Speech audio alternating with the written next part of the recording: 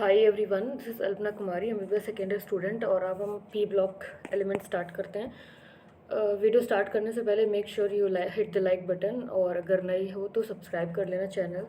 और क्वेश्चंस जो भी मैं टेक्स्ट क्वेश्चंस करवा रही हूँ इसमें आंसर्स कर रही हूँ, और इवन जो भी एग्जांपल्स के तौर पे क्वेश्चंस दिए हुए हैं उनके आंसर्स भी बता रही हूँ। तो अगर कोई डाउट आता है तो यार कमेंट्स में पूछ लिया करो, और एंड में भी तुम लोग पूरा लेक्चर देखने के बाद अगर कोई डाउट आता है तो कमेंट्स में पूछ सकते हो, ठीक है। तो हम स्टार्ट करते हैं। पी ब्लॉक में metal, metalloids and non metals हैं, हमें पता है, हम पढ़ चुके हैं। अब हम नाइट्रोजन फैमिली की बात करें तो आर्सेनिक एंटीमनी मेटलॉइड हैं और bismuth is a typical metal, ठीक है, हमें इतना पता है। और बाकी के nitrogen and phosphorus non metals हैं यहाँ पे, ठीक है। Earth in the earth crust sodium nitrate के फॉर्म में नाइट्रोजन मिलता है, इसे चाइल्ड साल्टपीटर बोलते हैं। पोटेशियम नाइट्रेट के फॉर्म में नाइट्रोजन मिलता है, इसे इंडियन साल्टपीटर कहते हैं। देखो ये क्वेश्चन एनसीईआरटी में है, पर अगर आ जाता है तो मैचिंग में तो फिर आप नहीं कर पाओगे अगर आप पहला पेज नहीं पढ़ते हो। तो यहाँ पे दिया है इतना, ठीक है। उसके बाद बिस्मथ टिपिकल मेटल है, तो वो हम आगे पढ़ेंगे कि इसलिए बिस्मथ के कंपाउंड आयनिक नेचर है, बाकी के हैलाइड्स उसके कोवेलेंट होते हैं। फ्लोरेपेटाइट का फॉर्मूला याद कर लेना, क्योंकि यहाँ पे ये देखो दे रखा है फ्लोरेपेटाइट, तो ये मत कहना कि ये ऐसे क्लास में कराया गया पर एनसीईआरटी में नहीं है। थोड़ा अच्छे से पढ़ोगे फाइनली तो पता चलेगा कि बहुत सारी अच्छी अच्छी चीज़ें एनसीईआरटी में दे रखी हैं, ठीक है। अब हम आ जाते हैं इलेक्ट्रॉनिक कन्फिगरेशन पे। NH2 NP3 है, हमें पता है। और P जो है हाफ फिल्ड है, एग्जैक्टली हाफ फिल्ड है, तो रिलेटिवली स्टेबल है। और NH2 मतलब S कम्प्लीटली फिल्ड है, स्टेबल है। तो कन्फिगरेशन एक्स्ट्रा स्टेबल हो रहा है फॉस्फोरस नाइट्रोजन फैमिली का, राइट। उसके बाद क्या दे रखा है, covalent ionic radii down the group बढ़ते हैं।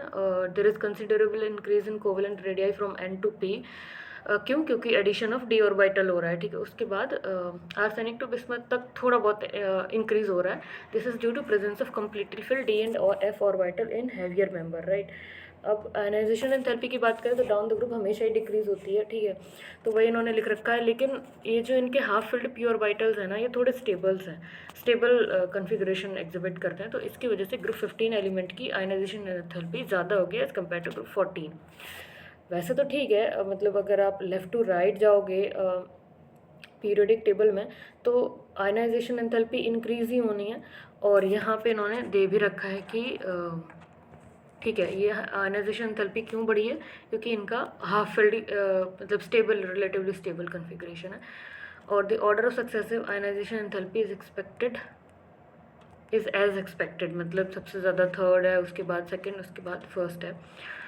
और फिफ्थ ए की सिक्स्थ ए से भी ज़्यादा हो जाती है, क्योंकि वही बात है ना, यहाँ पे ये चीज़ देखो, आप बाद में पढ़ोगे तो इससे बेटर है आप बाद में पढ़ो तो यहीं पढ़ लो।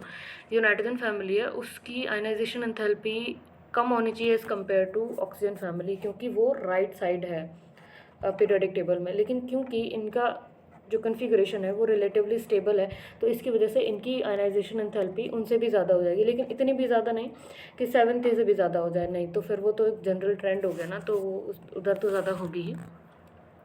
अब हम आ जाते हैं all the elements in this group are, हाँ ठीक है, इलेक्ट्रोनेगेटिविटी भी general down the group decrease ही हो रही है, जस्ट लाइक आयनाइजेशन एंथैल्पी। और हैवियर एलिमेंट में ज़्यादा डिफरेंस नहीं देखने को मिलेगा। अगर हम यहाँ पे लिख रखा है कि पॉलीटॉमिक हैं, नाइट्रोजन डायटोमिक गैस के फॉर्म में है, बाकी के सॉलिड्स के फॉर्म में एग्जिस्ट करते हैं। Metallic character down the group increase करता है, और बिस्मथ प्रॉपर मेटल है, ठीक है। और बाकी के नाइट्रोजन फॉस्फोरस, ये देखो ये लिख रखा है नॉन मेटल्स हैं, आर्सेनिक एंड एंटीमनी मेटलॉइड्स हैं, बिस्मथ इज मेटल। तो ये लाइन इंपॉर्टेंट है, ठीक है, आपको याद करनी है। फिर उसके बाद दिस इज ड्यू टू, ठीक है, decrease in ionization enthalpy, increase in atomic size, ये तो ज़्यादातर चीज़ों के रीज़न होते हैं, साइज और आयनाइजेशन एंथैल्पी, ठीक है। बॉइलिंग पॉइंट, मेल्टिंग पॉइंट में कुछ खास नहीं दिया है। मेल्टिंग पॉइंट आर्सेनिक तक बढ़ता है फिर घट जाता है, except nitrogen all elements show allotropy. तो बाकी के एलिमेंट्स एलोट्रॉपी शो करते हैं, नाइट्रोजन क्यों नहीं करता है, क्योंकि कैटिनेशन नहीं होता। हमने कार्बन फैमिली में पढ़ा था कि ना कि एलोट्रॉपी शो करने के लिए कैटिनेशन होना चाहिए, तो कैटिनेशन नाइट्रोजन में बहुत वीक होता है कह सकते हैं, क्योंकि एन बॉन्ड बहुत ज़्यादा वीक हो जाता है। अब हम आ जाते हैं कि कॉमन ऑक्सीडेशन स्टेट -3 +3 +5। अब यहाँ से बहुत अच्छे कंसेप्ट शुरू होते हैं आपके। आप कैसे डिसाइड करोगे कौन स्टेबल है, down the group stability, down the group reducing oxidizing behaviour और डिस्प्रपोर्शनेशन इवन, यहाँ ये भी यहीं से स्टार्ट होता है। तो आपको ऑक्सीडेशन स्टेट का कंसेप्ट बहुत अच्छे से समझना पड़ेगा क्योंकि नाइट्रोजन फैमिली में बहुत डाइवर्स ऑक्सीडेशन स्टेट्स हैं, ठीक है। तो -3 +3 +5। अब देखो +3 और +5 ये इनर्ट पेयर इफेक्ट वाला चक्कर है, तो वही +2 घट जाता है ना। तो डाउन द ग्रुप किसकी जो एग्जिबिट करने की टेंडेंसी है +5 की वो घटती जाएगी, +3 की बढ़ती जाएगी। लेकिन -3 और +5 सिमिलर ट्रेंड शो करते हैं। -3 शो करने की टेंडेंसी भी घट रही है, +5 की शो करने की टेंडेंसी भी घट रही है, लेकिन सिर्फ +3 की बढ़ रही है। ये आपको याद रखना पड़ेगा। यहाँ पे लिखा है tendency of exhibit -3 state decrease down the group due to increase in size and metallic character. In fact last member of the group bismuth hardly form any compound in -3, क्योंकि वो मेटल और मेटल जनरली इलेक्ट्रॉन देते हैं और plus oxidation state show करते हैं, minus में नहीं। ओनली वेल करेक्टराइज्ड, यहाँ क्या लिखा है, in fact last member of the hardly form any compound in -3, the stability of +5 oxidation state also decrease down the group, the only well characterised bismuth का compound BiF5। देखो Bi वैसे भी -3 में show नहीं कर रहा था, लेकिन +5 में सिर्फ एक कंपाउंड शो कर रहा है, दैट इज BiF5। तो हमने ये चीज़ याद कर ली। उसके बाद the stability of +5 oxidation state decrease and that of +3 oxidation increase due to inert pair effect down the group, ठीक है। नाइट्रोजन एग्जिबिट +1 +2 +4 ऑक्सीडेशन स्टेट, बहुत important, also when it react with oxygen. और फॉस्फोरस एग्जिबिट +1 +2 +3 +4, सारे कुछ acids बना लेते हैं, उसमें ये शो करते हैं +1 2 +4। नहीं, यहाँ पे लिखा है phosphorus also show +1 and +4 oxidation state in some oxo acid, मतलब +1 and +4। In case of nitrogen, all oxidation state +1 to +4 tend to disproportionate into acid solution। तो +1 +2 जितनी भी ऑक्सीडेशन स्टेट नाइट्रोजन की हैं वो डिस्प्रोपोर्शनेट कर जाती हैं एसिड सोल्यूशन में। जैसे कि एग्जांपल लें तो इसमें नाइट्रोजन की ऑक्सीडेशन स्टेट +3 है और वो यहाँ पे ये HNO3 में +5 है और इसमें +2 है, तो ये डिस्प्रोपोर्शनेट करके +3 +5 और +2 में जा रही है। डिस्प्रोपोर्शनेशन में क्या होता है, सेम कंपाउंड दो कंपाउंड ऐसे बनाता है जिसमें एक हायर और एक लोअर ऑक्सीडेशन स्टेट का कंपाउंड बन जाता है, तो +3 +5 में और +2 में जा रहा है। Similarly in case of phosphorus nearly all intermediate oxidation state disproportionate into +5 and -3 both an alkali and acid. अब अगर फॉस्फोरस के जो भी ऑक्सीडेशन स्टेट इंटरमीडिएट वाली हैं +5 और -3 के बीच की, वो सारी एल्कली और एसिड के बीच में जो भी फॉस्फोरस की इंटरमीडिएट ऑक्सीडेशन स्टेट हैं, जैसे इसमें लिख रखा है कि +1 और +1 एंड +4, तो ये इंटरमीडिएट ऑक्सीडेशन स्टेट हैं, तो ये क्या करेंगे, डिस्प्रोपोर्शनेट हो जाएंगे एसिड और एल्कली की प्रेजेंस में +5 और -3 में, ठीक है। However +3 oxidation state in case of arsenic, antimony, bismuth become increasingly stable with respect to disproportionation, तो उनका डिस्प्रोपोर्शनेशन नहीं होगा, ठीक है, क्योंकि उनकी +3 ऑक्सीडेशन स्टेट स्टेबल है। मैंने बताया ना, +3 oxidation state down the group increase हो रही है, स्टेबिलिटी बढ़ रही है, तो स्टेबिलिटी बढ़ेगी तो डिस्प्रोपोर्शनेट क्यों होगी। तो nitrogen is restricted to maximum covalence 4, क्योंकि एक S और 3 p ऑर्बिटल है, तो उसमें वो 4 लोन पेयर ही एक्सेप्ट कर सकता है, ठीक है। Orbitals are available for bonding, the heavy element have vacant d orbital and outermost shell that can be used for expand their covalence as in PF6-। तो ये हमें पता है। फिर nitrogen differ from rest of the member in this group due to small size, high electronegativity, high ionisation enthalpy, non availability of d orbital. ये 3-4 चीज़ें बहुत important है, नाइट्रोजन को बाकी सबसे डिफरेंशिएट करती हैं, ठीक है। Nitrogen has unique ability to form p multiple bond with itself and with other element having small size and high electronegativity such as carbon and oxygen. तो नाइट्रोजन जैसे CN पढ़ा होगा साइनाइड, तो उसमें भी कार्बन और नाइट्रोजन के बीच में p बॉन्ड होता है। तो नाइट्रोजन कार्बन के साथ भी बना रहा है, नाइट्रोजन ऑक्सीजन के साथ भी, क्यों, क्योंकि इनका साइज स्मॉल है और हाई इलेक्ट्रोनेगेटिविटी है, ठीक है। ये हमने पढ़ी है, डी लाइन इंपॉर्टेंट है, अच्छे से याद रखना, ठीक है। Heavier element of this group don't form p bond as their atomic orbitals are so large and diffuse, इतने बड़े होते हैं और बहुत इरेगुलर होते हैं कि वो इफेक्टिव ओवरलैपिंग कर ही नहीं सकते। तो ये बहुत अच्छा रीज़न हो जाता है कि क्यों heavier elements p bonding show नहीं करते हैं, ठीक है। हो गया। The nitrogen exist as diatomic molecule with a triple bond, ये हमें पता है। Its bond enthalpy is very high, इसीलिए क्योंकि 3 बॉन्ड एग्जिस्ट कर रहे हैं, इसकी बॉन्ड एंथैल्पी बहुत ज़्यादा है, बॉन्ड एंथैल्पी, ठीक है। जबकि phosphorus, arsenic and antimony form single bond such as PP, ASS, SbSb, while bismuth form metallic bond in elemental state. However, the single NN bond is weaker. मैंने बताया था ना कि NN बॉन्ड PP बॉन्ड से भी week हो जाता है, क्यों, क्योंकि इंटर इलेक्ट्रॉनिक रिपल्शन लग रहा है, तो इसीलिए ये कैटेनेशन भी शो नहीं कर रहा है। अब यहाँ पे इलेक्ट्रॉन होंगे और यहाँ पे इलेक्ट्रॉन होंगे, तो इसका साइज छोटा है, वहीं घुसे पड़े हैं सारे इलेक्ट्रॉन यार, यहाँ पे भी घुसे पड़े हैं, तो यहाँ पे तो ये झेल लेगा लेकिन ये नहीं झेल पाएगा, तो इसलिए उनकी जो मतलब इंटर इलेक्ट्रॉन रिपल्शन बढ़ जाएगा, तो एन बॉन्ड वीकर होगा। अब ये चीज़ मैंने देखो कार्बन फैमिली में भी लिख रखी है और यहाँ पे भी लिख रखी है। अब ये चीज़ आपको याद दिलाने के लिए है, SNO SNO2 PbO PbO2, और ये दोनों नाइट्रोजन फैमिली के हैं, मतलब ऊपर वाले दोनों कार्बन फैमिली के, ये दोनों नाइट्रोजन फैमिली के, आपको याद रखने पड़ेंगे, एम्फोटेरिक होते हैं। अब हम आ जाते हैं,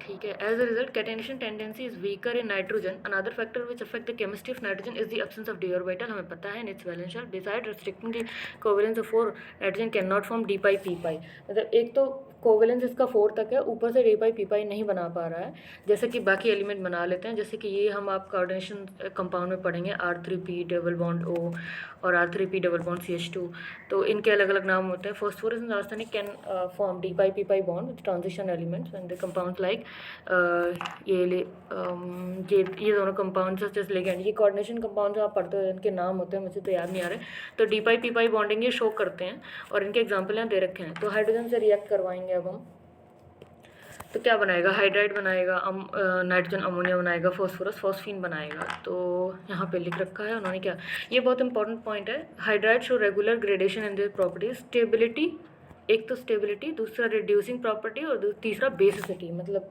बहुत हाइड्राइड्स के बारे में अगर कुछ पूछेगा तो इन्हीं 3 पॉइंट से पूछेगा, स्टेबिलिटी, रिड्यूसिंग बिहेवियर और बेसिसिटी। तो stability down the group hydride की डिक्रीज कर रही है। अब मैं बताती हूँ स्टेबिलिटी से आप रिड्यूसिंग पावर कैसे निकालोगे। रिड्यूसिंग पावर क्या होती है, रिड्यूसिंग पावर होती है आपका हाइड्रोजन देने की टेंडेंसी, मतलब किसी में हाइड्रोजन ऐड कर दो तो उतना, जितनी जल्दी कोई हाइड्रोजन ऐड कर देगा उतने जल्दी उसका रिडक्शन हो जाएगा, तो उतना अच्छा रिड्यूसिंग एजेंट होगा।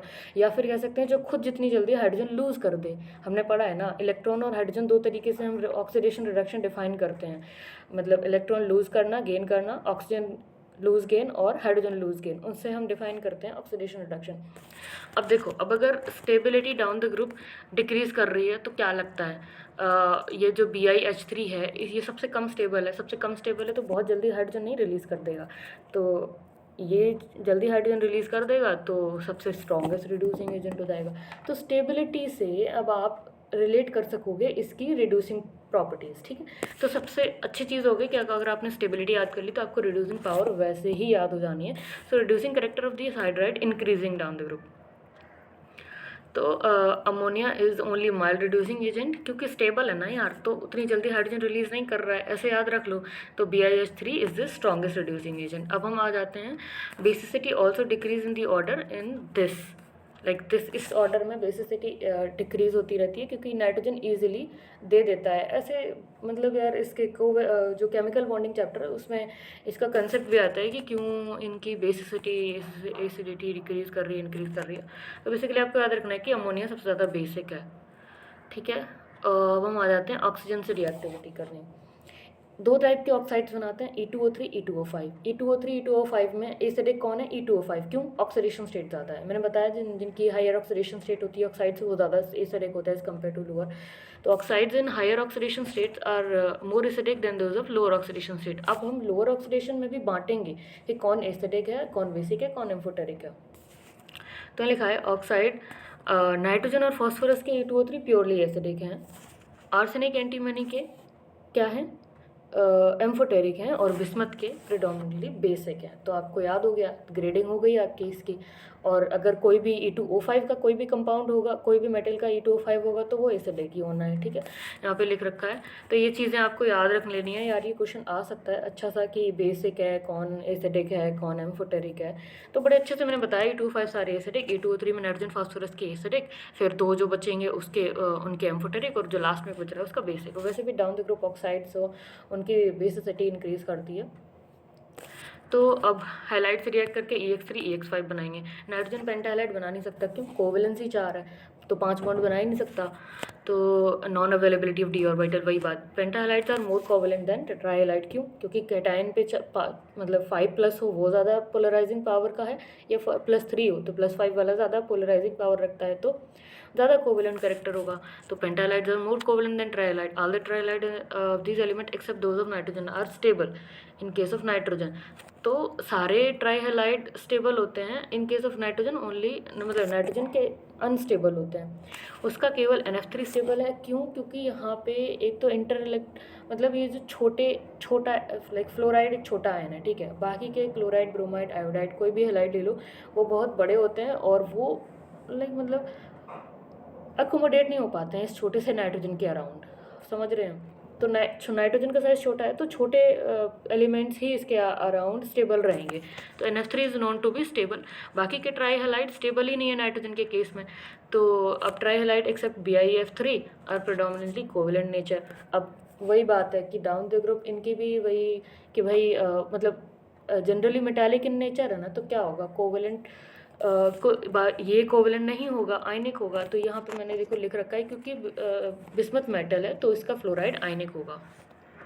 ये आप कई जगह पढ़ोगे कि जो मेटालिक फ्लोराइड होते हैं वो आयनिक होते हैं। NH3 are unstable, only NF3 stable, ये हमने लिख रखा है। लुईस बेस का करेक्टर ये याद रख लेना यार, ये पूछा जाता है, मुझे नहीं पता यहाँ पे क्यों नहीं दिया है, पर ये बहुत इंपॉर्टेंट लाइक ऑर्डर है। उसके बाद मेटल्स के साथ रिएक्ट करके क्या बनाएंगे कि नाइट्रोजन, कैल्शियम के एक मेटल है, कैल्शियम के साथ रिएक्ट करके क्या बनाएगा, कैल्शियम नाइट्राइड। कैल्शियम के साथ फॉस्फोरस रिएक्ट करके कैल्शियम फॉस्फाइड। आर्सेनिक रहेगा तो सोडियम आर्सेनाइड बनाएगा। और जिंक एंटामोनाइड और मैग्नीशियम बिस्मथाइड वगैरह लिख रखते हैं।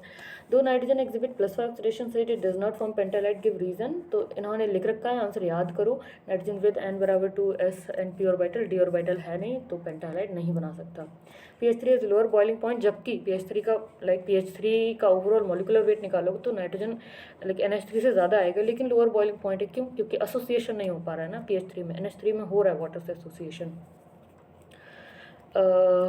वाटर से नहीं, कह सकते हैं कि आपस में एसोसिएशन हो रहा है, मतलब NH3 में हाइड्रोजन बॉन्डिंग पाई जा रही है। तो लिक्विड स्टेट में हाइड्रोजन बॉन्डिंग की वजह से इसका एसोसिएशन, और pH3 इसीलिए गैसियस स्टेट में पाया जाता है, ठीक है। इसीलिए अब हम क्या कहेंगे, हाँ ये वाला क्वेश्चन है कि why are pentahalides are more covalent than trihalide. मैंने बताया था कि एक तो आप कोवेलेंट फजान्स रूल से कोवेलेंट कैरेक्टर जब निकालते हो तो सबसे पहले कैटायन पे चार्ज ज़्यादा होना चाहिए, फिर कैटायन का साइज़ छोटा होना चाहिए। तो कैटायन पे चार्ज से ही अलग पता चल रहा है कि ट्राइहैलाइड और पेंटाहैलाइड में।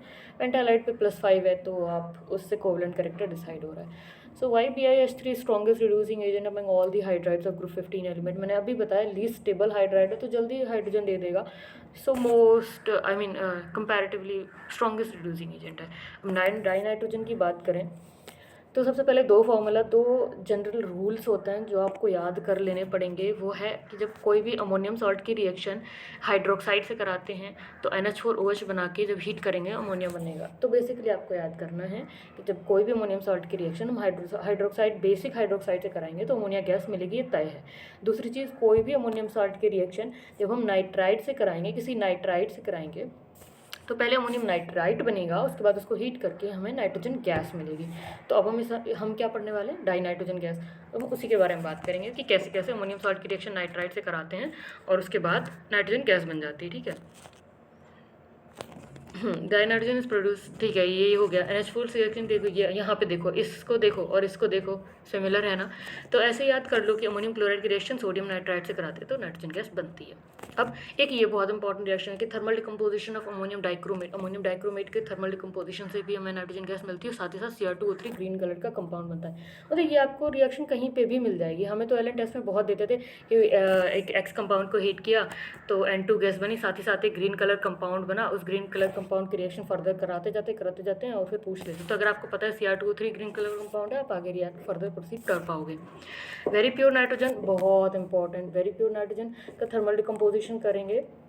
वेरी प्योर नाइट्रोजन को निकालना है तो थर्मल डिकम्पोजिशन करेंगे किसका, सोडियम या बेरियम अजाइड का। तो यहाँ पे सोडियम अजाइड ले लो या बेरियम अजाइड ले लो, दोनों से हमें प्योर नाइट्रोजन मिलेगी। तो ये Ba+N2 या फिर Na+N2 अगर सोडियम नाइट्राइड ले रहे हैं तो, सोडियम अजाइड ले रहे हैं तो अब कलरलेस, टेस्टलेस, ये सब नहीं याद रखना। दो आइसोटोप है N14 N15 और फिर रूम टेम्परेचर पे इनर्ट क्यों? ट्रिपल बॉन्ड एग्जिस्ट कर रहा है, हाई बॉन्ड एंथैल्पी है, लेकिन टेम्परेचर बढ़ाएंगे तो धीरे धीरे इंक्रीज़ करेगी रिएक्टिविटी। ठीक है, ठीक है। उसके बाद कोवलेंट नाइट्राइड प्रीडोमिनेटली नाइट्रोजन के आयनिक नाइट्राइड हैं, लिथियम नाइट्राइड, मैग्नीशियम नाइट्राइड।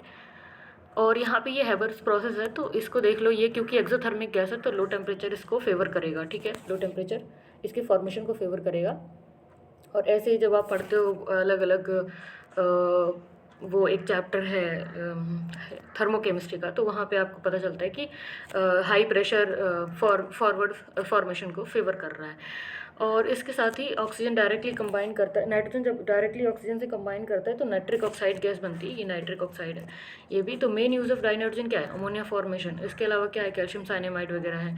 तो right the reaction of thermal decomposition of sodium azide. अब देखो वही चीज़ आ गई, तो thermal decomposition sodium azide Na plus very pure form of nitrogen, हमें पता है। Why is N2 less reactive at room temperature? Due to very high bond enthalpy, bond dissociation enthalpy of N triple bond N. Ammonia पढ़ते हैं, ammonia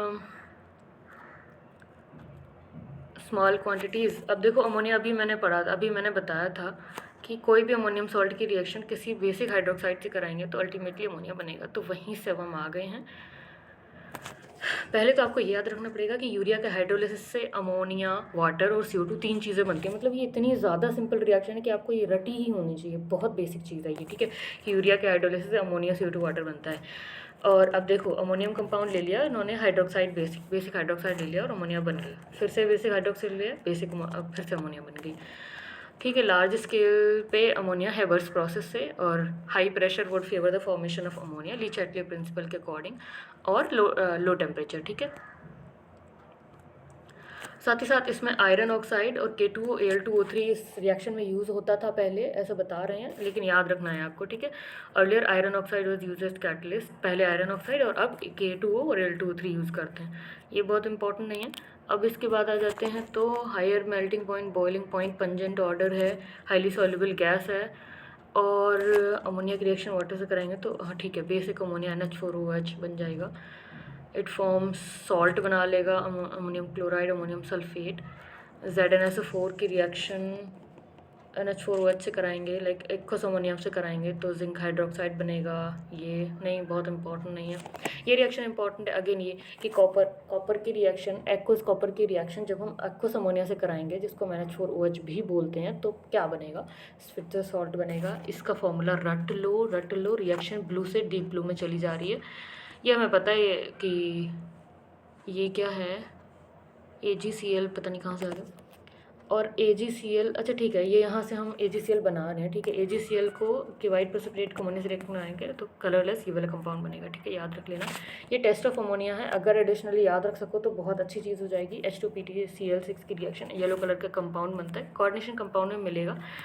wise NH3 Lewis base, lone pair of electron है, so इसलिए Lewis base. Mention the condition required to maximize yield of ammonia. Again, Haber's process में क्या, low temperature और high pressure would favor the formation of ammonia. How does ammonia react with solution of copper? देखो अब अगर ये question दिए हैं तो यार ऑब्वियसली ये इंपॉर्टेंट क्वेश्चन के कैटेगरी में, तो आपको ये अंडरलाइन कर लेना है भाई, वही क्वेश्चन है। अब ये टेबल इतनी ख़ास है, इतनी अच्छी है, मतलब ऐसे ही वेले तो याद नहीं होती, पर धीरे धीरे अगर आप थोड़ा ऑब्जर्व करो इस टेबल को तो आपको याद होगी। देखो मैं बताती हूँ कैसे याद करना है। इस पूरे टेबल में आप पहले नोटिस करो कि न्यूट्रल कितने हैं। पहले ये देखो N2O, NO, N2O3, NO2, N2O4, N2O5, ये सारे ऑक्साइड्स हैं। N2O में +1, NO में +2, N2O3 में +3, NO2, N2O4 सेम चीज़ है, वो बस डाइमराइज हो रखा है। ठीक है, वो दिख ही रहा होगा। तो दोनों में ऑक्सीडेशन स्टेट +4 और N2O5 में +5। अब यहाँ से आओ, इसमें ऑक्सीडेशन स्टेट आपको याद रखनी पड़ेगी।